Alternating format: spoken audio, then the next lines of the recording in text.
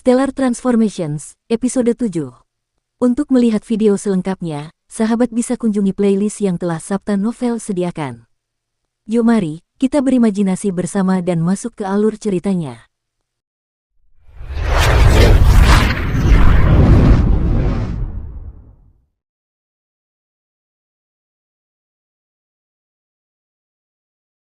Berbagai ringkikan kuda terdengar tanpa henti. Karena semua bandit yang berkuda telah mati, kuda-kuda ini menjadi bingung.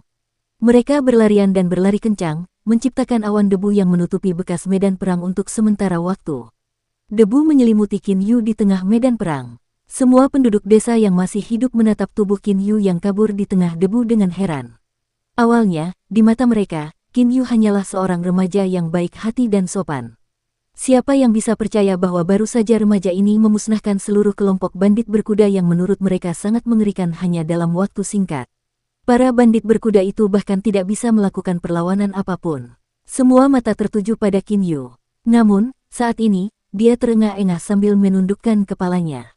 Tidak seorang pun tahu apa yang dipikirkan Qin Yu.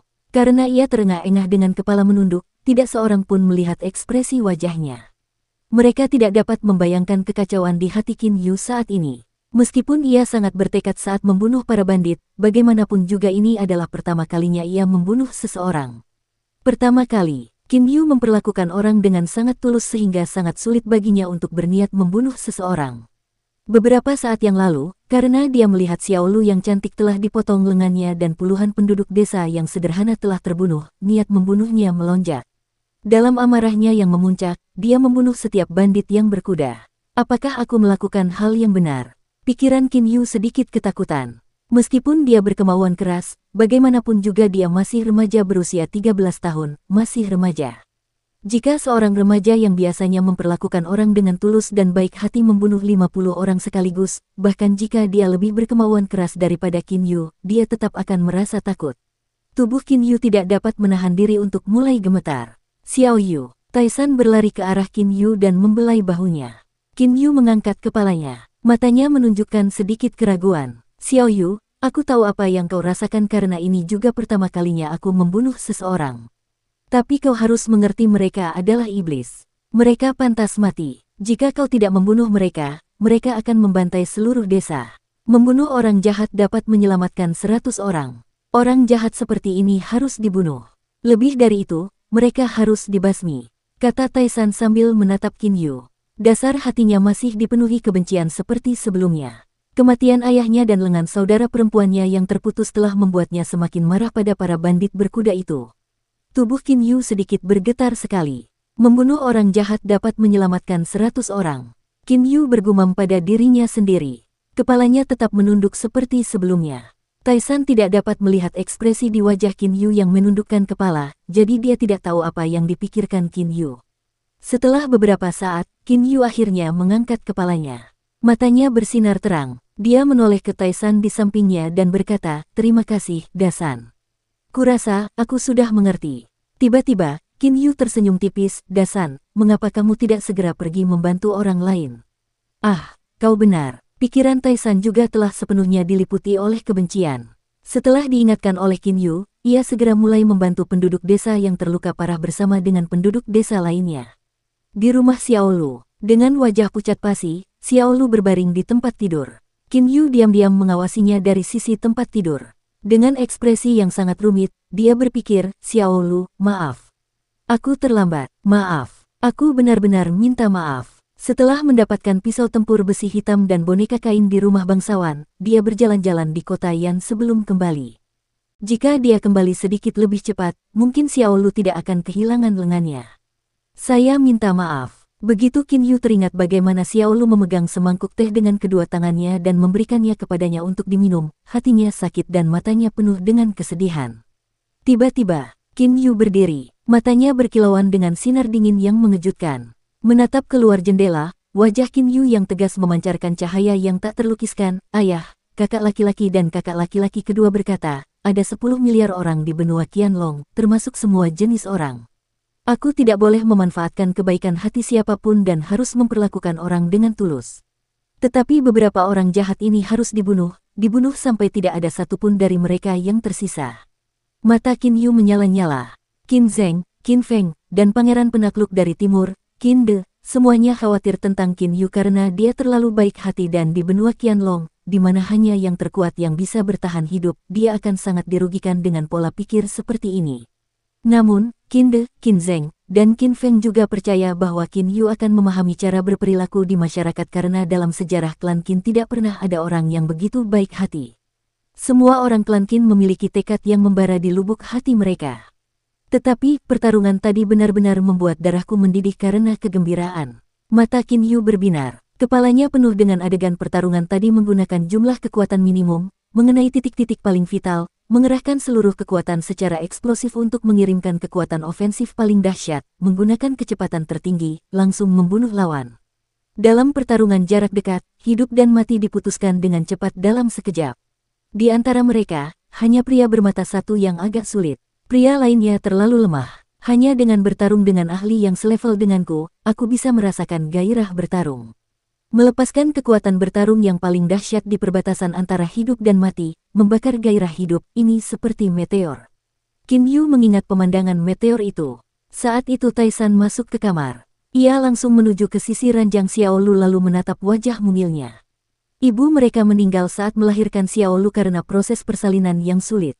Sekarang setelah ayah mereka juga meninggal, Xiao Lu menjadi satu-satunya kerabat Taisan. Xiao Lu, maafkan aku. Kakak benar-benar minta maaf. Taisan membelai wajah Xiao Lu dengan lembut. Ekspresinya sangat sedih. Dasan. Qin Yu berjalan ke sisi Taisan dan menepuk bahunya untuk menghiburnya. Mereka berdua menatap Xiao Lu dengan lembut, yang masih tertidur lelap. Mereka tidak dapat membayangkan bagaimana dia akan menghadapi semua ini setelah dia bangun. Saat ini pasukan bandit berkuda angin hitam sedang beristirahat di Gunung Luoting tidak jauh dari desa. Kakak, sepertinya ada yang salah. Kenapa bocah Baisan itu belum datang? Sudah lama sekali. Seorang pria parubaya yang tubuhnya tertutup jubah hitam datang ke sisi pria biadab itu dan berkata sambil mengerutkan kening. Pria parubaya ini tidak lain adalah Guming, orang nomor 2 dari pasukan bandit berkuda Blackwind. Tenaga dalamnya sangat dalam. Dikatakan bahwa dia telah mencapai tahap akhir level Hautian. Dia jauh lebih unggul dari saudara ketiga dari pasukan bandit berkuda Blackwind. Pria barbar itu memiliki tubuh yang sangat kuat dan besar. Otot-ototnya juga sangat berkembang. Secara teori, orang yang berotot adalah orang yang berpikiran sederhana. Namun, bahkan saudara kedua Guming dari pasukan bandit berkuda angin hitam sangat takut pada saudara besar ini, bukan hanya karena dia kuat, tetapi juga karena dia memiliki hati yang buas.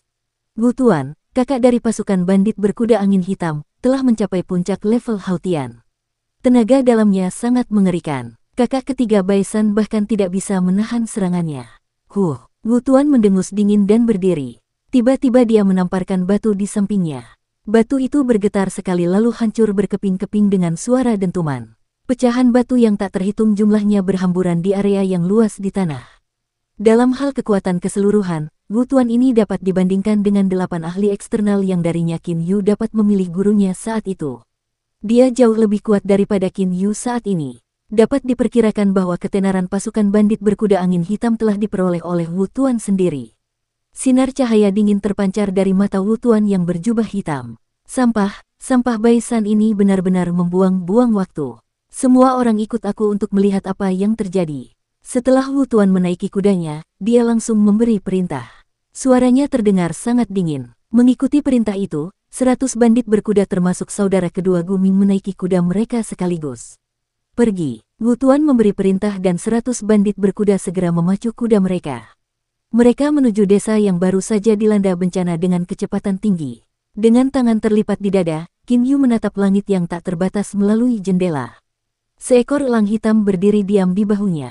Belum lama ini, ketika dia dalam perjalanan pulang setelah meninggalkan kota Yan, elang hitam itu pergi ke suatu tempat lain.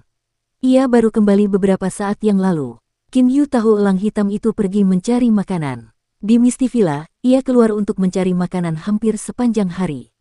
Bandit berkuda datang lagi. Berbagai suara mengerikan terdengar dari luar desa. Qin Yu tidak bisa menahan diri untuk tidak mengerutkan kening. Kakinya dapat merasakan dengan jelas getaran samar di tanah. Para bandit berkuda datang lagi. Taisan di samping Xiao Lu tiba-tiba berdiri begitu mendengarnya. Ia menangkap pisau tempur besi hitam di sampingnya dengan sekali tarikan. Qin Yu sudah berjalan ke arah pintu ruangan. Dasan, banyak sekali orang yang datang. Mungkin ada sekitar 100 orang. Saat Qin Yu selesai berkata, ia telah menghilang. Elang hitam di bahunya terbang tinggi ke langit. Taisan segera memegang pisau tempur besi hitam itu. Ia menyerbu ke arah luar desa sambil membakar diri dengan niat membunuh. Di luar desa, Wu Tuan yang berjubah hitam dan berpenampilan biadab pergi ke sisi mayat Bai San dan memeriksanya dengan saksama. Oh, siapa yang mengira tempat kecil ini benar-benar memiliki ahli dari luar? Wu Tuan sedikit mengangkat sudut mulutnya dan menatap dengan pandangan meremehkan ke arah penduduk desa di depannya. Penduduk desa itu menjadi sangat ketakutan. Kapak dan parang di tangan mereka juga gemetar. Wu Tuan tertawa meremehkan lalu melirik mereka. Tiba-tiba matanya benar-benar terfokus pada Qin Yu, yang baru saja muncul, dan dengan hati-hati memeriksa pakaian di tubuh Qin Yu. Wu Tuan tertawa terbahak-bahak, "Amigo, sepertinya kalian tidak tinggal di desa kecil ini." Sekalipun gaya pakaian Qin Yu biasa saja, Wu Tuan sangat cerdik dan sekilas dia dapat mengetahui bahwa pakaian Qin Yu terbuat dari bahan yang sangat berharga dan tidak dapat dikenakan oleh orang biasa. "Benar," jawab Qin Yu. "Kau pemimpin pasukan bandit berkuda angin hitam. Pintar, apakah kau yang membunuh Bai San?" Wu Tuan menunjuk mayat di kakinya dan bertanya dengan sikap yang sangat tidak peduli. Qin Yu mengangguk sedikit. Melihat anggukan Qin Yu, Wu Tuan tersenyum lebar tetapi sorot matanya berubah sedingin es. "Tahukah kamu bahwa dia adalah bagian dari pasukan bandit berkuda angin hitam kita? Kamu masih berani membunuhnya?" Energi di tubuh Wu Tuan tiba-tiba melonjak. Jubah hitam yang dikenakannya berkibar di udara sekaligus, memperlihatkan otot-otot mengerikan di tubuh Wu Tuan. "Saudara-saudara, apa yang harus kita lakukan?" Wu Tuan melihat ke arah orang-orang di belakangnya. "Bunuh." Semua bandit berkuda menjadi sangat marah setelah melihat 50 mayat itu. Pada saat ini mereka semua mengangkat pisau tempur mereka. Wu Tuan menatap Qin Yu, "Adik kecil, kita berdua akan bermain bersama. Yang kalah akan mati, oke?" Tubuh Qin Yu bergerak sedikit. Seluruh tubuhnya mengeluarkan suara berderak. Ke-10 jarinya sedikit melengkung ke atas. Dengan mata yang menyala-nyala, dia menatap Wu Tuan di depannya. "Kau pasti lebih kuat dari Bai San itu, kan? Jangan mengecewakanku. Kakak kedua, bantai desa ini. Biarkan aku bermain dengan bocah ini." Wu Tuan memberi perintah dengan sangat acuh tak acuh. "Ya, kakak." Mata Guming langsung berbinar. Ia berkata dengan penuh semangat, "Saudara-saudara, bantai desa ini. Ingat, biarkan beberapa wanita hidup-hidup.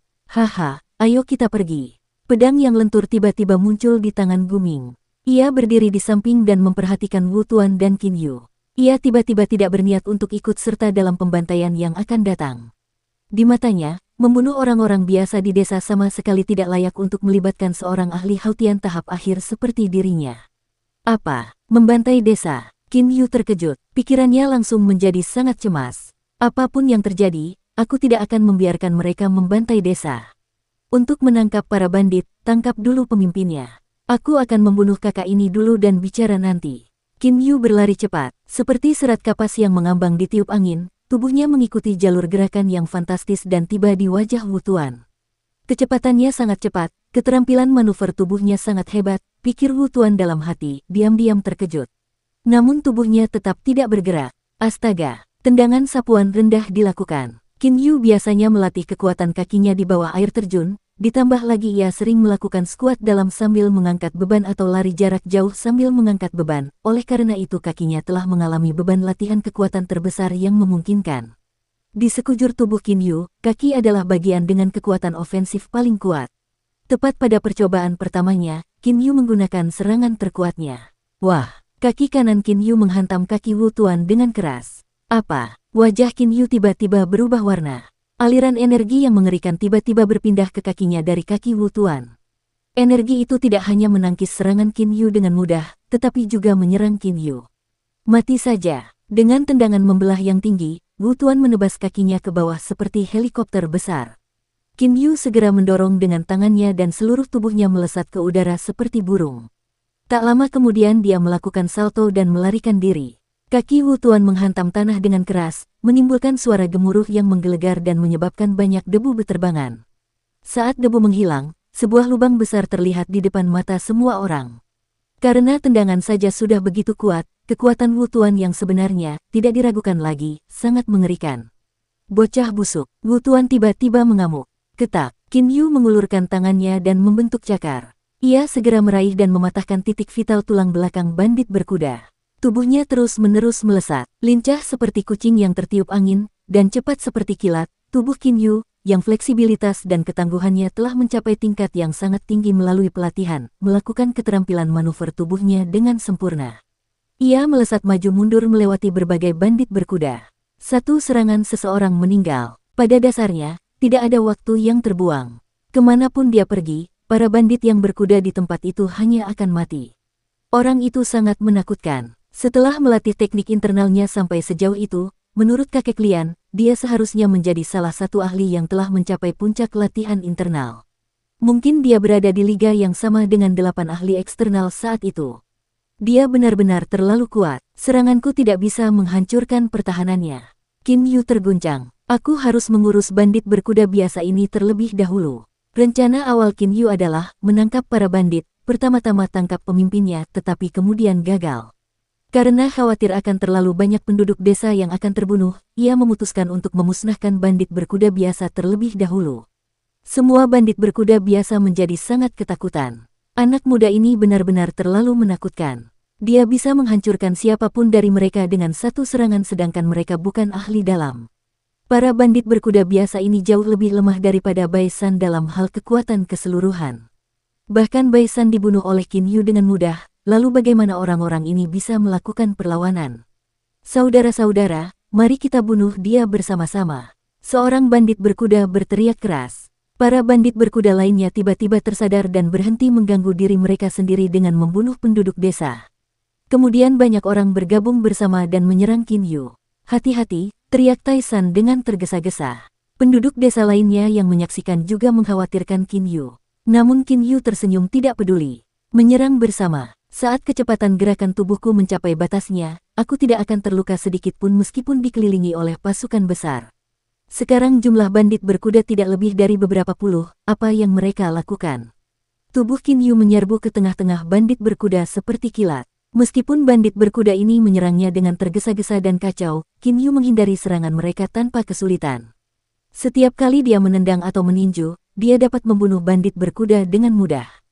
Bocah, kalau kau punya keterampilan jangan sembunyi. Wu Tuan menyerbu ke arahnya dengan kecepatan yang sangat cepat. Orang ini terlalu kuat, lebih baik pergi dulu. Qin Yu melebarkan tubuhnya dan meningkatkan jangkauan gerakannya. Dari pinggiran kerumunan, ia terus-menerus membunuh bandit berkuda biasa. Meskipun kekuatan Wu Tuan secara keseluruhan sangat hebat, dalam hal keterampilan manuver tubuh, ia tampaknya lebih rendah daripada Qin Yu. Kakak kedua, cepat kemari. Teriak Wu Tuan dengan keras. Guming segera menyerang ke depan. Tidak seperti aspek lainnya, teknik ringan dan keterampilan manuver tubuhnya sedikit lebih baik daripada Wu Tuan. Namun, menghadapi keterampilan manuver tubuh Qin Yu yang tidak biasa, dia tetap tidak bisa berbuat apa-apa. Dia melihat Qin Yu di depannya, tetapi pada saat berikutnya Qin Yu telah menjauh beberapa meter ke satu sisi. Ah! Dengan mata terbuka lebar, seorang bandit berkuda mengeluarkan teriakan melengking yang menyedihkan tetapi kepalanya langsung melayang ke udara karena tendangan tajam Qin Yu yang sangat cepat telah memenggal kepalanya secara tiba-tiba. Ini adalah bandit berkuda normal terakhir. Hanya dalam waktu sekitar 5 menit, hampir 100 bandit berkuda telah dimusnahkan. Qin Yu harus memperlambat kecepatan serangannya hingga sejauh ini terutama karena ada dua ahli hebat Wu Tuan dan Guming di sekitarnya. Jagoan, Qin Yu mendorong dengan kakinya. Tubuhnya melesat ke langit. Tanpa diduga, ia melompat ke cabang pohon di luar desa dan berdiri di cabang pohon itu. Qin Yu dengan dingin menatap ke arah dua ahli hebat di bawahnya. Dukung terus channel YouTube Sabta Novel. Bajingan ini berani membunuh semua saudaraku. Aku pasti akan mencabik-cabiknya. Wu Tuan sangat marah. Seluruh kekuatannya meledak. Jubah hitam di tubuhnya tiba-tiba tertiup menjadi kain compang camping yang melayang di udara. Ada berbagai aliran energi yang terlihat berputar di sekitar tubuh Wu Tuan. Otot-otot seluruh tubuhnya masih bergetar. Kekuatan banteng yang sombong meskipun itu adalah teknik internal, itu adalah teknik yang menggabungkan kekuatan otot dengan metodologi internal. Selain terlahir dengan kekuatan besar, Wu Tuan telah berlatih kekuatan banteng yang sombong. Oleh karena itu, berkat kombinasi kekuatan internal dan eksternal, ia benar-benar telah mencapai puncak level Hautian. Kekuatan keseluruhannya sangat kuat. Kakak, biarkan aku memotongnya hidup-hidup. Mata Guming memancarkan dingin dan kejam. Energi internalnya mengalir dalam tubuhnya. Dalam hal energi internal saja, dia dan Wu Tuan setara. Hanya berkat kombinasi energi internal dan kekuatan fisik, Wu Tuan bisa lebih kuat daripada dia. Bagaimana orang biasa seperti Bai San bisa dibandingkan dengan dua ahli hebat ini? Melihat ke arah dua ahli hebat di hadapannya, Qin Yu mengeluh pahit pada dirinya sendiri. Kakak bandit berkuda itu telah mencapai puncak level Hautian dan dapat dibandingkan dengan 8 ahli luar pada saat itu. Kakak kedua bandit berkuda yang menggunakan pedang fleksibel ini tidak jauh darinya dalam hal kekuatan. Selain itu, senjatanya adalah pedang fleksibel dari aliran heterodoks. Jika dia menyalurkan energi internal ke dalamnya, serangannya pasti akan sangat aneh. Tidak masalah siapa di antara mereka yang akan kulawan secara langsung, aku tidak akan punya banyak peluang untuk menang. Dalam waktu singkat, Qin Yu membandingkan tingkat kekuatan mereka. Saat ini dia juga tidak tahu apa yang harus dia lakukan. Bagaimanapun juga dia masih remaja berusia 13 tahun. Meskipun dia dapat dianggap sebagai ahli eksternal, dia masih jauh dari mencapai tingkat master eksternal seperti Zhao Yunxing. Satu-satunya hal yang dapat diandalkan Qin Yu adalah keterampilan manuver tubuh dan teknik serangan jarak dekat yang telah ia teliti dan pahami sendiri. Mati kau, bocah nakal! Teriak Guming dengan marah. Matanya memancarkan sinar dingin. Ia meluruskan pedangnya dengan erat dan mengarahkannya ke Qin Yu. Seluruh tubuhnya melesat ke langit seperti anak panah yang lepas dari busurnya dan terbang langsung ke cabang pohon tempat Qin Yu berdiri. Tubuh Qin Yu segera bergerak. Lincah seperti monyet, ia bergerak mengitari pohon besar dan turun ke tanah. Diam di tempatmu. Guming segera menyerbu turun dari cabang pohon. Namun Qin Yu tertawa dingin, tidak pernah tahu seorang pemimpin bandit berkuda juga bisa menggunakan serangan diam-diam. Saat dia berkata, dia sudah menjauh 10 meter. Tempat di mana dia berdiri tadi telah dihancurkan menjadi lubang besar oleh Wu Tuan dengan tendangan. Kau benar-benar tahu aku menyerang dari belakang.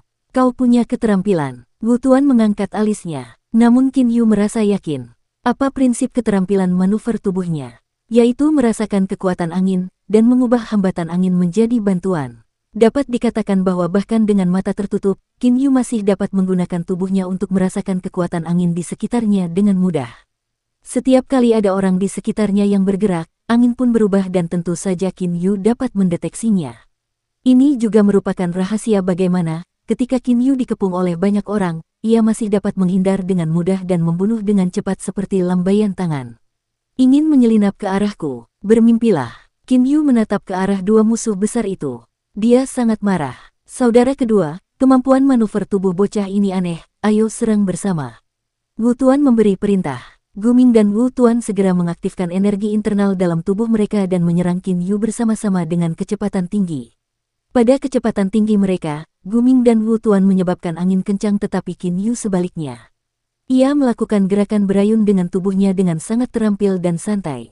Meskipun kecepatannya tinggi, ia hanya menciptakan sedikit suara angin. Hanya orang di dekatnya yang dapat mendengar suara tersebut. Kemampuan manuver tubuhku belum sempurna. Jika sudah sempurna, aku akan secepat kilat tanpa menimbulkan angin. Qin Yu mendesah dalam hati. Namun, saat ini dia mendengar suara angin kencang yang disebabkan oleh kedua pria di belakangnya. Qin Yu tersenyum meremehkan. Dalam beberapa saat, dia telah pergi beberapa ratus meter, meninggalkan kedua pria itu jauh di belakangnya. Jangan lari. Wu Tuan dan Guming sangat marah tetapi mereka tidak bisa berbuat apa-apa. Di hadapan mereka, seluruh tubuh Qin Yu sekuat macan tutul pemburu dan lincah seperti kelinci yang licik. Mereka bahkan tidak bisa mendengar suara angin yang disebabkan oleh gerakan seluruh tubuhnya yang sangat cepat.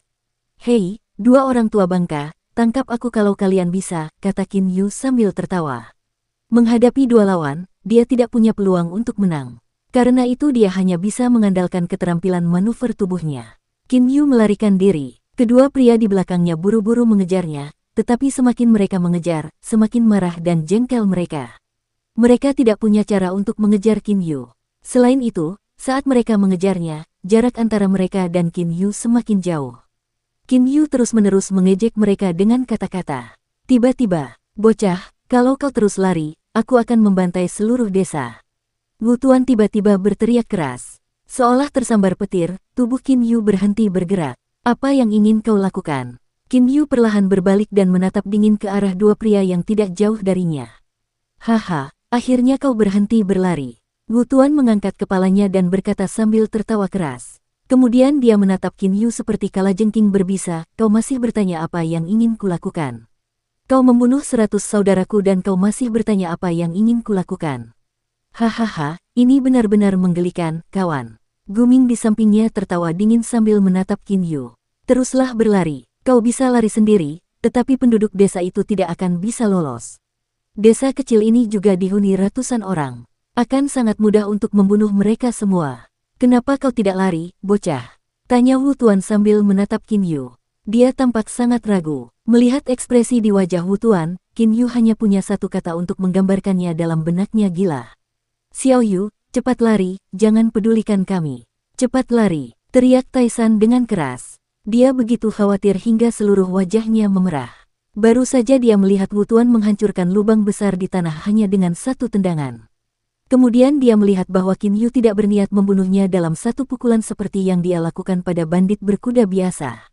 Sebaliknya, Qin Yu terus berlari. Oleh karena itu, dia tahu bahwa Qin Yu jelas bukan tandingan bagi dua pemimpin bandit berkuda ini. Wajah Qin Yu tanpa ekspresi. Dia hanya menatap Wu Tuan dan Guming di depannya. Kau sangat baik, sangat sopan, kan? Siapa yang mengira kau tidak akan lari karena orang-orang tak berguna ini? Wu Tuan mengepalkan tinjunya, langsung menimbulkan berbagai suara retakan. Ia tertawa dingin sambil menatap Qin Yu, bocah, kau sangat saleh. Aku tidak ingin kau mengikat tanganmu sendiri dan menyerah. Aku hanya ingin kau berhenti berlari dan bertarung denganku. Hentikan omong kosongmu. Kalau kau ingin melawanku, lawan saja aku. Wajah Qin Yu masih tanpa ekspresi seperti sebelumnya. Wu Tuan terkejut, kemudian dia tertawa terbahak-bahak, saya menghormatimu. Kamu memang sedikit kekanak-kanakan, tetapi kamu sangat saleh dan sopan. Sayang sekali, orang-orang yang sopan pada akhirnya akan mati. Sambil berkata demikian, dia melangkah satu demi satu ke arah Qin Yu. Pikiran Qin Yu tenang. Ia memfokuskan seluruh perhatiannya pada tubuh Wu Tuan. Ia tahu kekuatan Wu Tuan secara keseluruhan jauh lebih unggul darinya, oleh karena itu ia harus tetap tenang dan harus menguasai titik lemah musuh. Ia tidak punya pilihan selain menunggu lawan melakukan kesalahan untuk melancarkan serangan mematikan. Haha, cicipi tinjuku. Wu Tuan telah mendekati Qin Yu. Tiba-tiba tubuhnya menyerangnya dengan ganas seperti seekor kerbau. Energi internal dari teknik internal Hautian Impertinent Bull Power di dalam tubuhnya benar-benar meledak. Semua ototnya menonjol keluar dan urat birunya semakin menonjol. Ada berbagai aliran energi yang berputar di sekitar tangan kanannya. Tidak seorang pun dapat meragukan kekuatan tinju ini. Qin Yu tiba-tiba menyipitkan matanya. Tubuhnya tiba-tiba terbang bersama angin seperti kupu-kupu. Pada saat yang sama, dia mengulurkan tangannya, membentuk cakar dan dengan keras mencengkeram sendi pergelangan tangan kanan Wu Tuan. Hancurkan aku. Qin Yu membuka matanya dengan keras dan berteriak marah. Pada saat yang sama kekuatan jari-jari cakar kanannya benar-benar meledak. Kekuatan jarinya yang mengerikan sebagai hasil dari latihan keras selama 5 tahun dapat dengan mudah merobek batu bata dalam genggaman tangan. Kekuatan jari Qin Yu tidak diragukan lagi sangat hebat. Pada saat ini, tempat Qin Yu mencengkeram tepat di sendi pergelangan tangan kanannya. Wu Tuan tertawa dingin. Apa? Qin Yu merasa kelima jarinya diserang oleh bola energi yang kuat dan terasa geli seolah-olah tersengat listrik.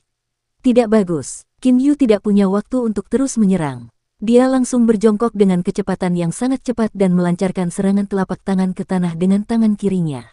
Seluruh tubuhnya melompat dari tanah secara miring dan melarikan diri ke satu sisi. Kaki Wu Tuan yang berat melesat ke tempat Qin Yu berada beberapa saat yang lalu.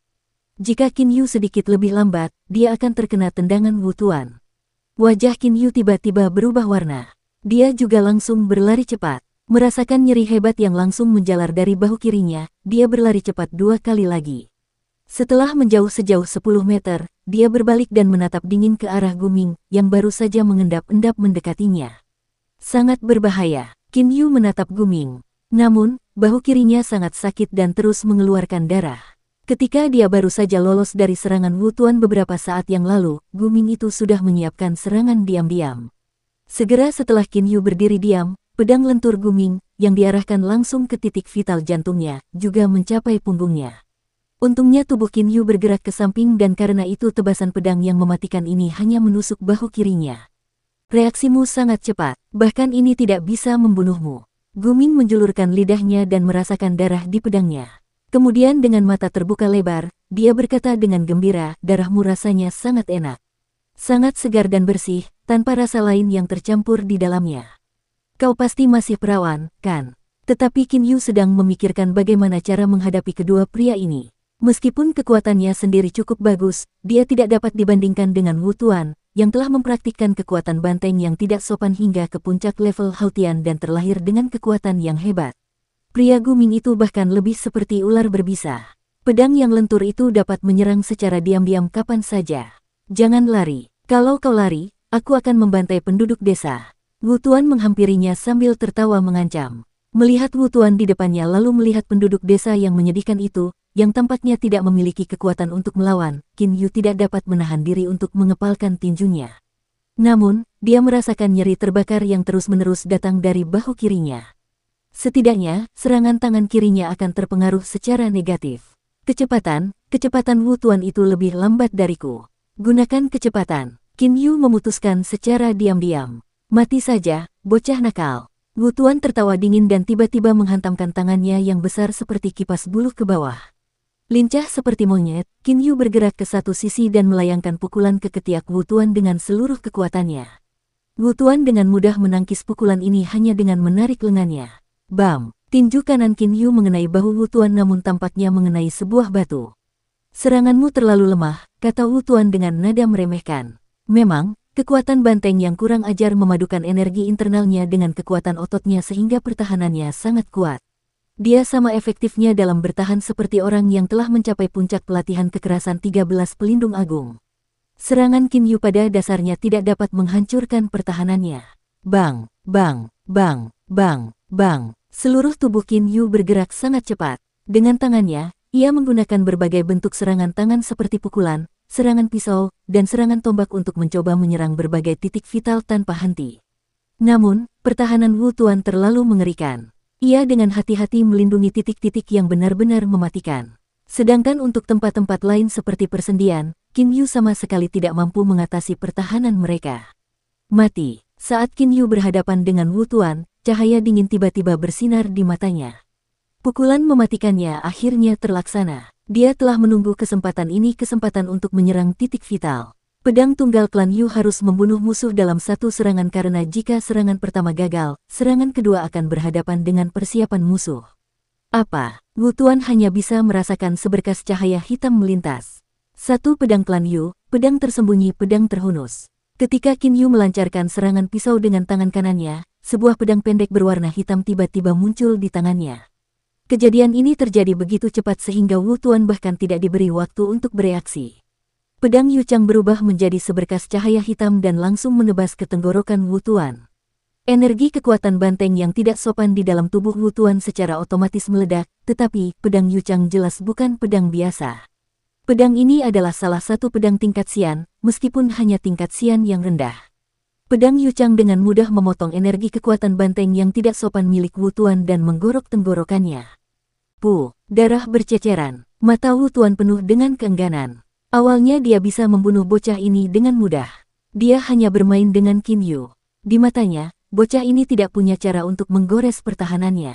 Namun dengan bermain dengan Qin Yu, dia akhirnya mengorbankan nyawanya sendiri. Dia telah dibunuh oleh seorang remaja. Mati. Guming, yang telah menunggu kesempatan, berteriak keras. Ketika pedang Yu Chang milik Qin Yu baru saja menggorok leher Wu Tuan, pedang fleksibel milik Guming telah mencapai punggungnya.